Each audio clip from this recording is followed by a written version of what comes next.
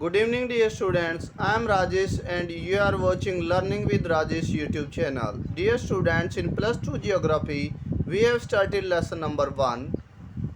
12वीं class geography से हमने लेसन 1 स्टार्ट किया हुआ है, जिसका आज हम अंतिम भाग करने जा रहे हैं।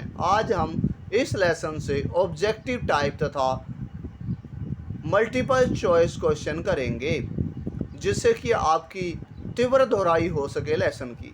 चलिए शुरू करते हैं। आज हम लेसन नंबर 1 मानव भूगोल प्रकृति व विषय क्षेत्र से ऑब्जेक्टिव टाइप क्वेश्चन, जो कि एग्जाम पॉइंट ऑफ व्यू से वेरी वेरी इंपॉर्टेंट है। तो चलिए पहला पॉइंट है, पहला आज का क्वेश्चन है, भूगोल की प्रकृति निम्न में से किस प्रकार की है। आपने पढ़ा कि भूगोल की प्रकृति आंतरिक एवं समन्वय वाली है। समन्वय मीन्स भूगोल में क्या किया जाता है, मानव तथा प्रकृति के बीच में एडजस्टमेंट की जाती है। एडजस्टमेंट का वर्णन भी किया जाता है, उसको समझा भी जाता है कि मानव प्रकृति में क्या योगदान कर रहा है तथा प्रकृति मानव का क्या हेल्प कर रही है, अर्थात दोनों में समन्वय परक भूमिका होती है। इसलिए हम कहेंगे कि मानव की प्रकृति कैसी, भूगोल की प्रकृति कैसी है, आंतरिक व समन्वय वाली है। नेक्स्ट, भूगोल की दो मुख्य शाखाएं कौन सी हैं। हमने लेसन पढ़ते हुए बताया था कि भूगोल की दो प्रमुख शाखाएं हैं, भौतिक भूगोल और मानव भूगोल। और मानव भूगोल के बारे में अब हम पढ़ने जा रहे हैं। लेसन नंबर 1 पूरा मानव भूगोल के बारे में ही हमने पढ़ा है। उसके बाद नेक्स्ट क्वेश्चन आता है, यूनिवर्सल जियोग्राफी बुक जो किसने लिखी है। तो यूनिवर्सल जियोग्राफी बुक क्लूवेरियस ने लिखी है। तो किसने लिखी है, क्लूवेरियस ने लिखी है। तो आप याद रखने के लिए ट्रिक याद रखेंगे कि यूनिवर्सल ज्योग्राफी याद करने के लिए आपको हर एक पॉइंट का क्या पता होना चाहिए, क्ल्यू पता होना चाहिए। क्या पता होना चाहिए, क्ल्यू। तो किसने लिखी है, क्लूवेरियस ने लिखी है। आई होप कि अब आपको ये पॉइंट इजीली लर्न हो जाएगा। नेक्स्ट पॉइंट है आज का हमारा, नेक्स्ट क्वेश्चन है, ज्योग्राफिया जर्नलिस्ट किसने लिखी है। तो सामान्य भूगोल जिसे कहा गया है, ज्योग्राफी का जर्नलिस्ट किसने लिखी है। इसके लेखक रहे हैं बर्नार्ड वेरेनियस। बर्नार्ड वेरेनियस ने ज्योग्राफिया जर्नलिस्ट लिखी है।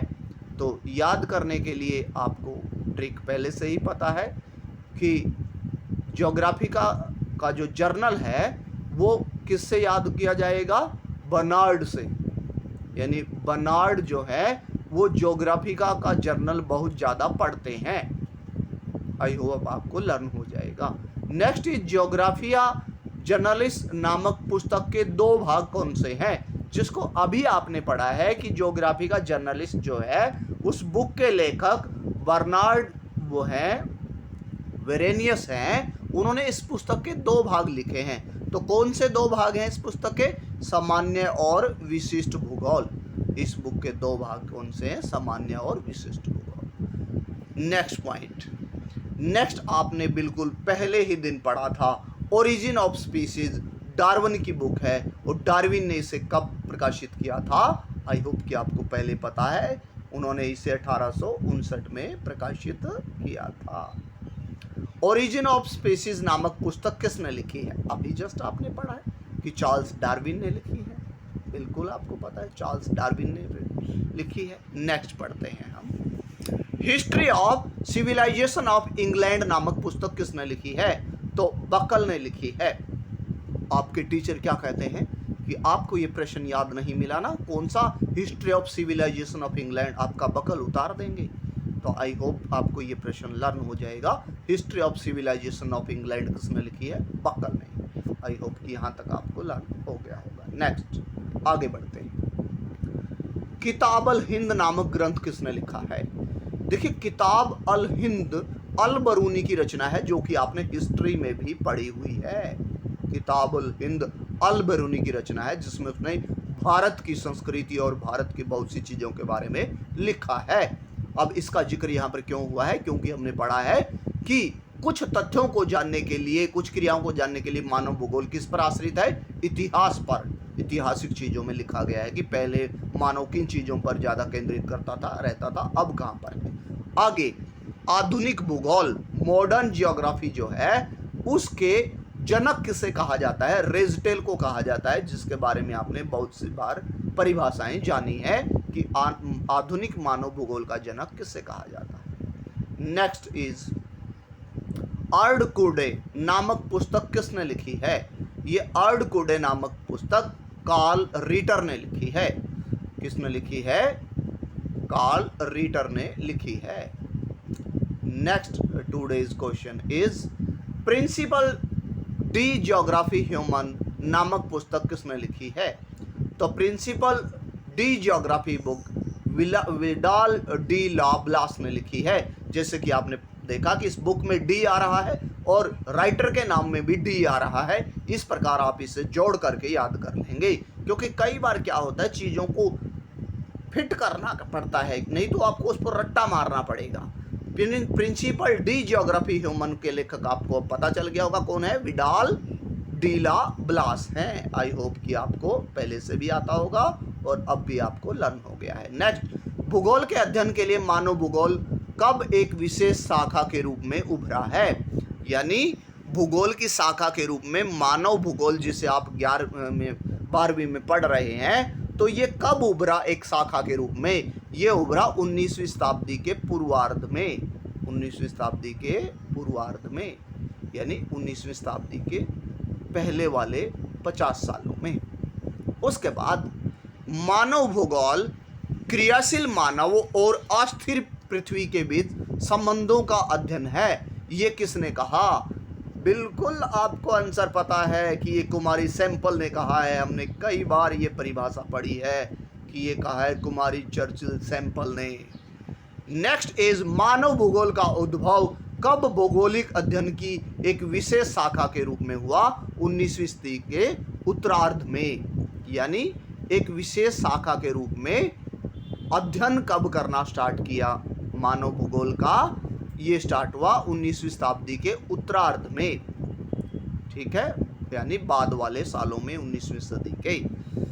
आई होप कि आपको ये समझ आ गया होगा। नेक्स्ट, निम्नलिखित में से कौन सा मानव भूगोल का उपक्षेत्र नहीं है? तो मानव भूगोल का उपक्षेत्र कौन सा नहीं है? भौतिक भूगोल नहीं है।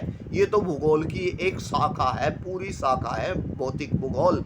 हमने पढ़ा था कि इसके उपक्षेत्रों में कौन से आते हैं? व्यवहारिक भूगोल, सामाजिक भूगोल, राजनीतिक भूगोल, सैन्य भूगोल, आर्थिक भूगोल, कृषि भूगोल, ये आते हैं इसके मानव भूगोल के उपक्षेत्रों में।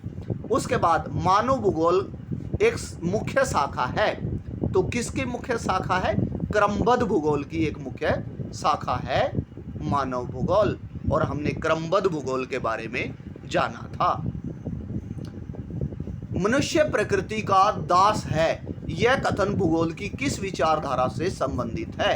तो ये किससे संबंधित है? निश्चयवाद से संबंधित है। यानी कहने का मतलब आपने पढ़ा था कि निश्चयवाद कहता है कि मनुष्य पर प्रकृति का प्रभाव पड़ता ही पड़ता है, यानी प्रकृति के प्रभाव में मनुष्य जीता है। उसके बाद निश्चयवाद के प्रबल समर्थक हमने पढ़ा था कि जो निश्चयवाद है वो एक जर्मन विचारधारा है। बिल्कुल आपको आंसर आता है, क्योंकि आपने पहले अच्छे से रिवीजन की है पहले वाली वीडियोज के जरिए। और यदि आपने मेरी पहले वाली वीडियो नहीं देखी है तो प्लीज़ प्लेलिस्ट में जाकर आप उसे देख सकते हैं। नेक्स्ट है नवनियतिवाद के प्रवर्तक थे।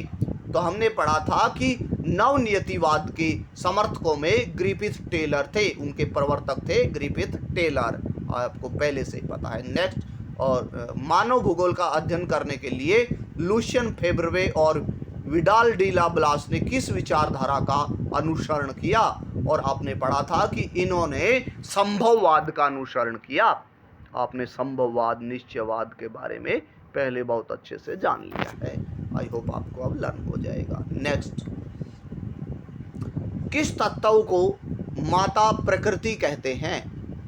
हमने देखा कि भौतिक पर्यावरण को, यानी जो प्रकृति में भौतिक वस्तुएं आती हैं उनको हम प्रकृति माता कहते हैं, माता प्रकृति कहते हैं। नेक्स्ट इज व्यवहारवाद किसने प्रतिपादित किया? हमने जाना कि व्यवहारवाद जो है वो गेस्टाल्ट संप्रदाय ने, गेस्टाल्ट मनोवैज्ञानिक हुए हैं जिन्होंने व्यवहारवाद का प्रतिपादन किया और इस विचारधारा में उन्होंने माना कि मानव को अगर सफलता चाहिए तो उसके अपने बुद्धि से काम लेना पड़ेगा, अपनी बुद्धि की, अपने अंगों की सहायता से वो किसी भी काम को आसानी से कर सकता है। नेक्स्ट है, निम्न में से कौन प्रत्यक्षवाद के समर्थक नहीं थे? हमने क्या पढ़ा है कि प्रत्यक्षवाद के समर्थकों में J.L. बेरी, विलियम बंग और डेविड हार्वे आते हैं, लेकिन प्रत्यक्षवाद के समर्थक में हटिंगटन नहीं आते हैं, हटिंगटन नहीं आते हैं। उसके बाद कल्याणपरक विचारधारा के समर्थक कौन थे? कल्याणपरक समर्थक विचारधारा के समर्थक D.A. स्मिथ और डेविड हार्वे थे। कौन, कहाँ, क्या पाता है और कैसे, यह वाक्य किस विचारधारा का मूल बिंदु है? तो यह कल्याणपरक विचारधारा का मूल बिंदु है। तो आज आपने एक विचारधारा और जानी है जिसका नाम है कल्याणपरक विचारधारा, और कल्याणपरक विचारधारा के समर्थक कौन है? स्मिथ और हार्वे। तो आप याद रखेंगे, स्मिथ और हार्वे कल्याण करने में ही लगे रहते थे और वो कहते थे कि कौन, कहाँ, क्या पाता है और कैसे, ये कल्याण से जुड़ी हुई बातें हैं, कल्याणपरक हैं ये। नेक्स्ट, ऑब्जेक्टिव टाइप क्वेश्चंस में यूनिवर्सल ज्योग्राफी, अभी जस्ट थोड़ी देर पहले आपने एमसीक्यू में पढ़ा था कि यूनिवर्सल ज्योग्राफी किसने लिखी थी? क्लूवेरियस ने लिखी थी। और ओरिजिन ऑफ स्पीसीज पुस्तक कब प्रकाशित हुई? अभी जस्ट आपने पढ़ा 1859 में। एंथ्रोपोज्योग्राफी जर्मन के रेजटेल ने लिखी है। हमने बिल्कुल पहले वाली वीडियो में शुरुआत में जाना था। एंथ्रोपोज्योग्राफी किसने लिखी है? जर्मनी के रेजटेल नामक भूगोलवेता ने लिखी है। और निश्चयवाद के प्रबल समर्थक कौन हैं? अभी अभी हमने पढ़ा है कि फ्रेडरिक रेजटेल हैं। उसके बाद प्रिंसिपल डी ज्योग्राफिक ह्यूमन के लेखक कौन है? हमने पढ़ा था कि डी से डी मिलाना है, तो इसके लेखक कौन है? और विडाल डी ला ब्लास इसके लेखक हैं। उसके बाद मानव भूगोल किसकी मुख्य शाखा है? अभी हमने पढ़ा कि क्रमबद्ध भूगोल की मुख्य शाखा है। अब आपने पढ़ा व्यवहारवाद किसने प्रतिपादित किया? तो ये गेस्टाल्ट संप्रदाय ने, गेस्टाल्ट नाम के एक भूगोल, वो क्या नाम है, आपने पढ़ा, साइकोलॉजिस्ट रहे हैं, मनोवैज्ञानिक रहे हैं, उन्होंने व्यवहारवाद का प्रतिपादन किया है। और अभी पढ़ा है कौन, कहाँ, क्या पाता है, ये किस विचारधारा से है? कल्याणपरक से। और मनुष्य प्रकृति का दास है, ये किस विचारधारा का मानना है? निश्चयवाद का। क्योंकि हमने पढ़ा था निश्चयवाद कहता है कि प्रकृति का प्रभाव मानव पर आएगा ही आएगा, उसके बिना मानव के पास कुछ नहीं है। आधुनिक मानव भूगोल का जनक फ्रेडरिक रेजटेल को कहा जाता है। और नव निश्चयवाद के प्रवर्तक कौन थे? Griffith Taylor. और रेजटेल कहाँ के भूगोलवेता थे? आपने जाना कि वो जर्मनी के भूगोलवेता थे। आई होप कि आज की वीडियो से रिवीजन आपको अच्छी लगी होगी। यदि आप मेरे यूट्यूब चैनल पर नए हैं तो please subscribe the channel, like and share also. Thank you and have a nice evening.